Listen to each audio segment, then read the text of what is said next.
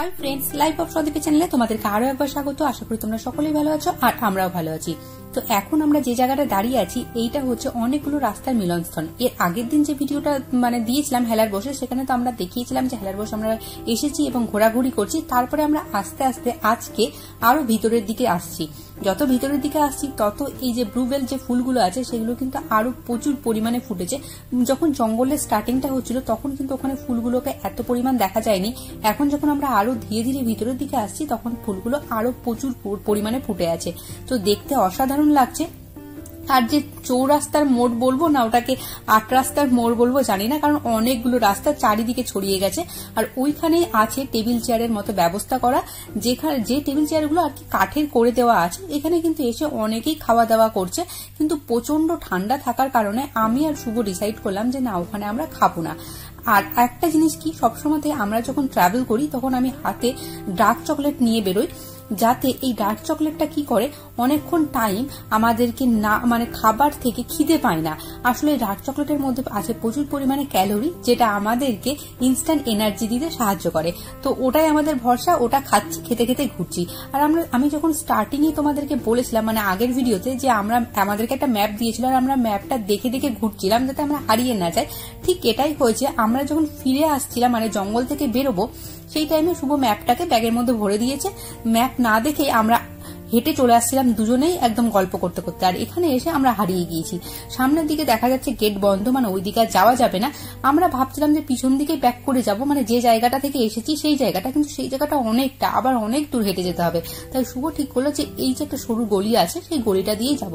এই গলিটা দিয়ে যখন আমরা যাচ্ছিলাম তখন সামনেই দেখলাম ওই দুজন আর কি ঘোড়ায় করে আসছে। তো ওদেরকে দেখে বুঝতে পারলাম যে না, আমরা সঠিক রাস্তায় আছি।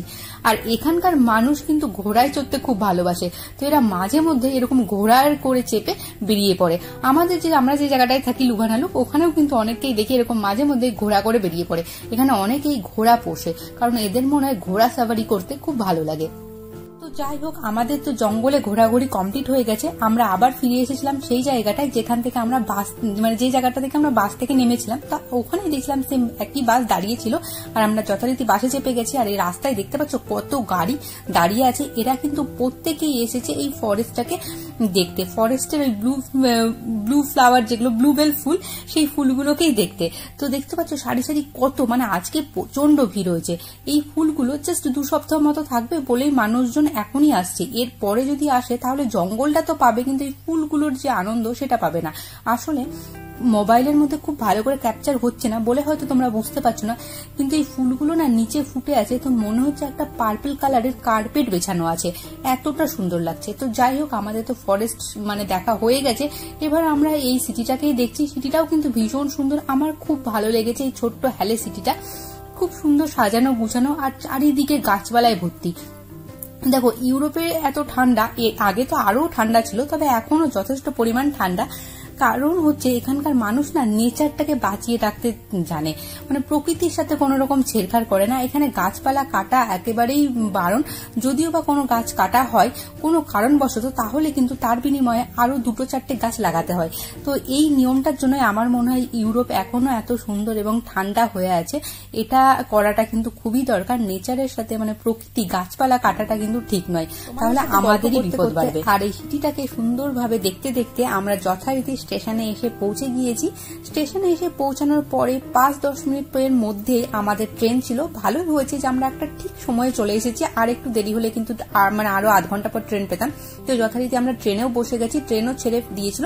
এবং ট্রেন ছেড়ে দেওয়ার পরে আমরা দুজনে ডিসাইড করলাম যে আমাদের যেহেতু ফরেস্ট সাফারিটা অনেকটা আগেই হয়ে গিয়েছে, আর ইউরোপে এখন 9টা 9:30 অবধি পুরো ডে লাইট থাকে, তো এত তাড়াতাড়ি বাড়ি গিয়ে কোনো লাভ নেই, আমরা ব্রাসেলসে চলে আসি।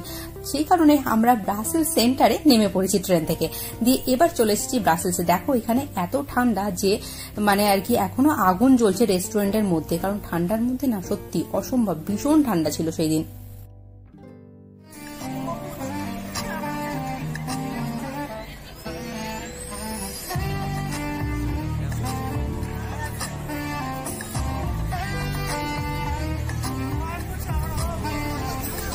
বেলজিয়ামে রাস্তায় এরকম মাঝে মধ্যে স্ট্রিট মিউজিক দেখা যায়, আর এগুলোকে এনকারেজ করতে প্রত্যেকটা লোক যারা রাস্তা দিয়ে হাঁটাচলা করে তারা ওদের সামনে দাঁড়িয়ে হাততালি দিয়ে উৎসাহিত করে। তো যাই হোক না কেন, ওখানে আমরা কিছুক্ষণ দাঁড়িয়েছিলাম, তারপরে আমরা চলে এসেছি যে জায়গাটায় এখন, সেটা হচ্ছে চকলেটের দোকান। বেলজিয়াম মানেই হচ্ছে চকলেট। আমি আগে চকলেট খেতে একদম পছন্দ করতাম না, তারপরে যবে আমি বেলজিয়াম এসেছি এবং বেলজিয়াম চকলেট খেয়েছি তারপর থেকে আমার চকলেট খেতে খুব ভালো লাগে। আগে তো মানে যখন প্রথম বেলজিয়াম এসেছিলাম তখন তো রোজই একটা করে চকলেট খেতাম, তবে এখন চকলেট খাওয়ার পরিমাণটা একটু কমেছে। এই বেলজিয়াম কান্ট্রিটাকে আমার ভালো লাগার পিছনে আরো একটা কারণ হচ্ছে, সেটা হচ্ছে বেলজিয়ামটা না খুব ছোট্ট। তো এই বেলজিয়ামটাকে তুমি যদি ভাবো যে এক প্রান্ত থেকে আর এক প্রান্তে যাবে, একই দিনে যাওয়া আসা করবে, তো ইজিলি করতে পারো, যেটা অন্য কোনো কান্ট্রির ক্ষেত্রে হয় না। অন্য কোনো, যেমন আমি যদি জার্মানি হয়, জার্মানির একটা শহর থেকে আর একটা শহর যেতেই 5-6 ঘন্টা এবং আসতে আরো 5-6 ঘন্টা, তো মানে তোমার 2-3 দিনের একটা ব্যাপার হয়ে যায়।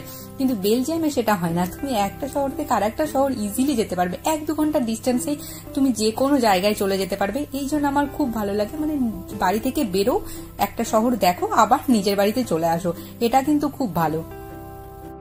বেলজিয়ামের রাজধানী হচ্ছে ব্রাসেলস, আর এখন যে জায়গাটায় দাঁড়িয়ে আছি সেটা হচ্ছে ব্রাসেলসের সেন্টার। এটাকে গ্র্যান্ড প্লেসও বলা যেতে পারে। আর যে বিল্ডিং গুলো দেখা যাচ্ছে, এই বিল্ডিং গুলো হচ্ছে হিস্ট্রিক্যাল বিল্ডিং, আর এর আর্কিটেকচার দেখার মতো।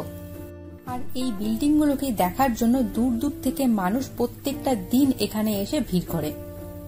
একটা সময় এখানে অনেক বড় মার্কেট বসতো। তাছাড়াও এখন এখানে ক্রিসমাসে এই জায়গাটায় গ্র্যান্ড প্লেসটা দেখার মতো হয়, প্রচুর সুন্দর সুন্দর লাইটিং এ ভরা থাকে, তখন কিন্তু ভীষণভাবে আকর্ষণীয় করে তোলে এই গ্র্যান্ড প্লেসটাকে। চারিদিকের বিল্ডিং গুলো সত্যি ভীষণ সুন্দর, এগুলোকেই দেখছিলাম আমরা দুজনে মিলে অনেকক্ষণ ধরে। এখানে অনেকবার এসেছি, তাও ভালো লাগে আসতে, তাই বারবার আসি। কিন্তু এতটাই ঠান্ডা ছিল যে ভালো লাগছিল না, মানে হাতগুলো বাইরে রাখা আছে তো মনে হচ্ছে যেন বরফ হয়ে যাচ্ছে। তার জন্য ভাবলাম যে না, অনেক হয়েছে, এবার বাড়ি যাওয়া যেতে পারে। সেই কারণে আমরা আর কি এখান থেকে বেরিয়ে যাচ্ছি এবং বাড়ির পথে চলে যাব। তো আমার আজকের এই ভিডিওটি তোমাদের কেমন লাগলো অবশ্যই জানিও। ভালো লাগলে সাবস্ক্রাইব করে আমার পাশে থেকো। দেখা হচ্ছে নতুন আরো একটি ভিডিওতে, ততক্ষণের জন্য সকলে ভালো থেকো। Bye bye.